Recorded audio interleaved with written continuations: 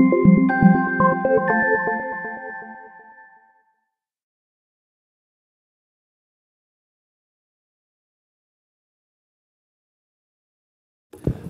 we're moving now with Mr. Kristof Steegmans with the presentation called WeTravel2, Safe, Trendy, and Upmarket Travel Package Deals to Exotic Destinations for Permanently or Temporarily. Kristof is an entrepreneur running his own business in tourism, ICT consultancy and fashion. He is a leading member of the Junior Chamber International in his hometown. That is pronounced A. Stopdenberg, am I right? Yes. Yeah, okay. And of a local Lions Club. Kristof has a special interest in travel, culture, and speech arts. Physically disabled in life due to a diving accident. He was in other sports, so we have a table of sportsmen here. And he takes a genuine personal interest in safe, enjoyable, and high-standard accessible travel. He's from Belgium. Welcome with us, and it's your time to present. Good morning.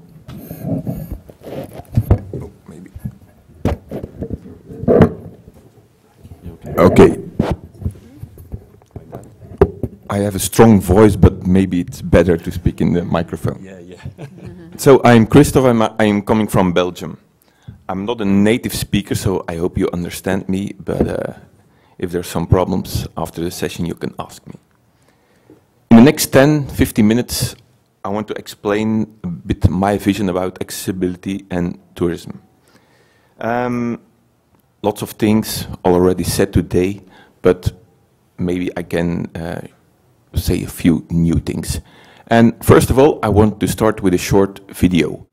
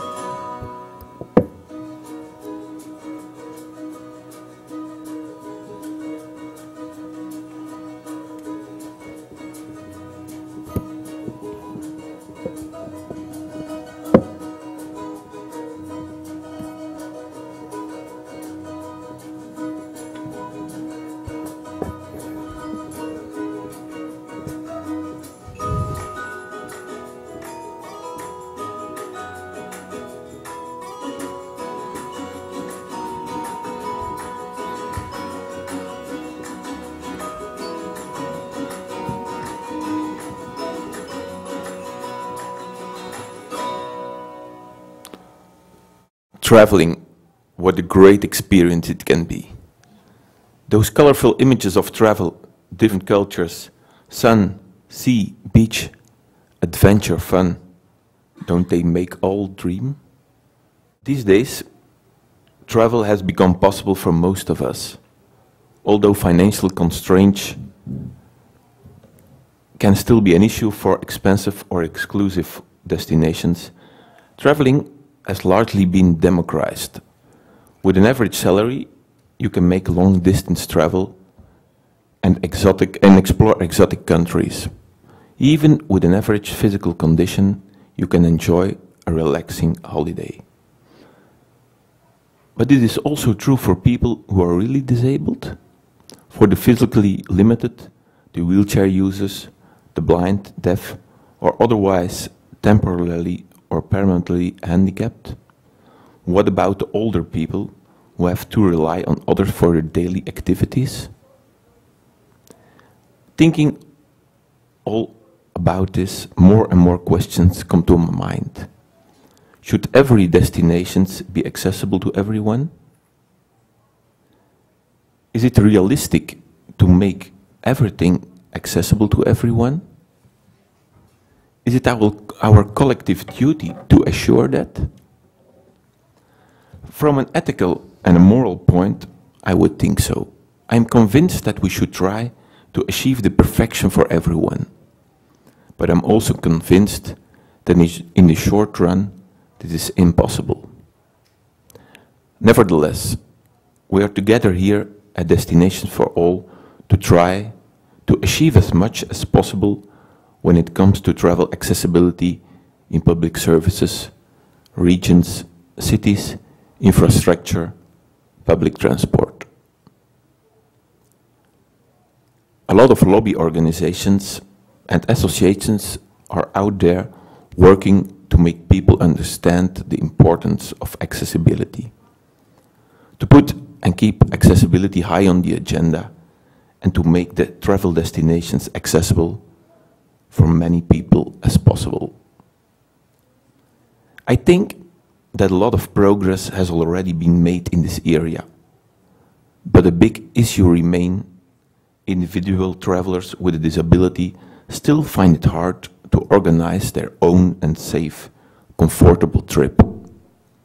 As an avid individual traveler with a disability, I can speak from my own experiences. So maybe I can tell a bit about my personal story. When I was 16, on a holiday, I dove in shallow water, I landed on a rock, and I broke my neck. As a result, I became a paraplegic and I permanently ended up in a wheelchair. Despite this misfortune, my wheelchair did not stop me from traveling. At first, I picked comfortable and accessible trips in Europe. Then I started exploring nice, warm, far-off destinations. Destinations which you would not expect to be accessible. All this didn't come without some sweat. But isn't travel a challenge for everyone? Almost everyone who travels needs to overcome problems such as poor language skills, culture shock, fear of flying. But that does not hold us back to travel to faraway destinations where we hardly understand a word of the local lingo. When we overcome these mental barriers, everything usually turns out pretty well once we are at our destination. A physical disability is a barrier that is often easier to overcome than we would expect. The only way to find out is by trying. We have to start traveling. What you definitely need is the right attitude, a strong will to do it. But one does not only need a shift on a mental level, also when it comes to material access, a lot remains to be done for the would-be traveler. All above, you still need to find out and organize things by yourself. So I think there are three major bottlenecks. The first is the available information on accessible travel. That information is fragmented. As an individual traveler with a disability, you have to find out everything by yourself. Moreover, there is insufficient information about the degree of accessible irregular tourism. Research shows that for 40% of the people with a physical disability, the absence of information is a reason not to go on a holiday. So there is clearly a need for structures and up-to-date information with an organized framework. Second, the existing travel offer is mainly focused on social tourism. An upmarket and all-round offer for traveler with a disability doesn't really exist on the Belgian market.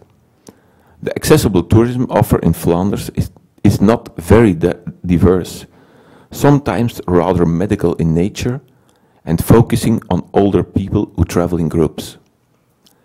The existing supply still doesn't meet the change expectations and travel behavior of the target audience. The holiday chain still has too many missing links to achieve a great all-around accessible travel experience. In many cases, disabled travelers are left unsatisfied or unserved. And third, the traditional travel industry has minimal or little knowledge about accessible travel for travelers with a disability. They are unfamiliar with the accessible travel offer, the needs of people with disability, and the way how to deal with them. so there is room for awareness creation and education of tourism partners. That way, they can provide reliable information on the accessible tourism offer to travelers with a disability. So, there is still a lot to be done in order to achieve our goal. WeTravel2 will be filling the gaps in Flanders. But who is WeTravel2? WeTravel2 is a new, trendy and upmarket travel company which I recently founded. As a travel agency, we are not non-profit. We don't rely on assistance of the government. Yes, we are trying to be a commercial organization, but one that generates social profit. WeTravel2 wants to map the opportunities and offer them as a package deal to our travelers.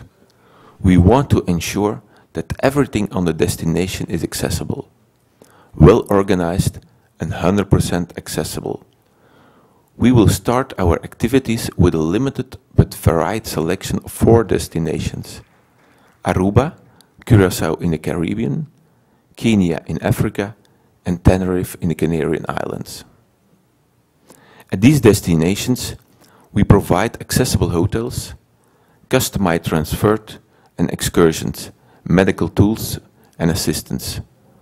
And for this, we can rely on professional partners. Recently, we managed to convince a major tourism player with our socially innovative potential. So we concluded a partnership with the largest Belgian tour operator, TUI Belgium, part of the TUI AG, the largest tourism group in the world, teaming up with a major professional image. The partnership proves Jeter's commitment to go along with our story. Clearly, they can see the potential of our project. Through our deal with Jeter, TUI Belgium also boosts its own social profile. But most importantly, they observed a real market demand for the product we have in store. Finally, we also created awareness about accessibility travel through presentations for associations, hospitals and businesses. Our distinguished accessible travel concept stands firm. We consider travel to be fun and a rediscovery without restriction. As a travel agent and a consultant for accessible tourism, we want to be a Belgium reference. Travel fun lies within everyone's reach. At WeTravel2, we travel too. And I want to end with a small commercial video.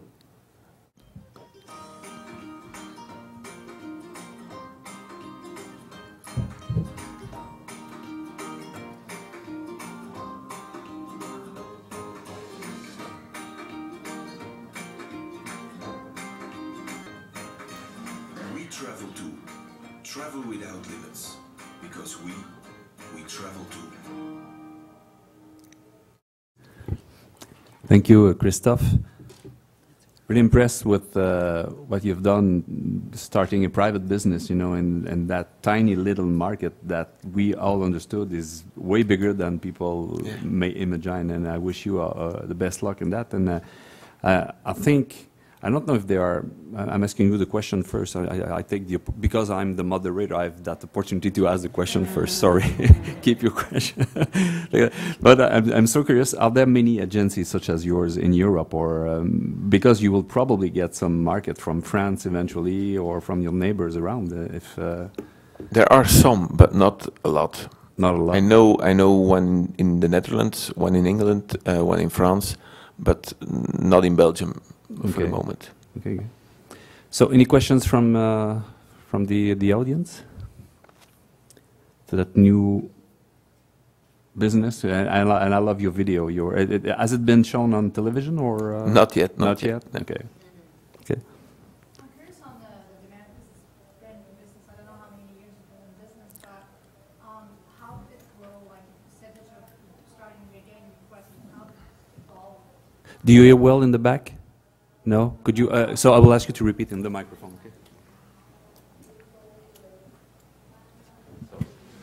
I'm just curious to see how your company grow, like when you start your business and you were like, say, the first, did you start really getting demand? Because the big question people are asking is, do a tour operator should have like a department specialized in that, or is there enough demand to be able to supply, to be able to live from specialized in this clientele? Yeah, we hope so. We are brand new, so we start next year to offer these destinations. Okay, so it's brand new. Yeah, okay, it's so brand new. it's early question. But we convinced the largest Belgian tour operator, Titre, to help us with this new thing. So I hope. So it's like a collaboration, yeah. Okay, Yeah. good.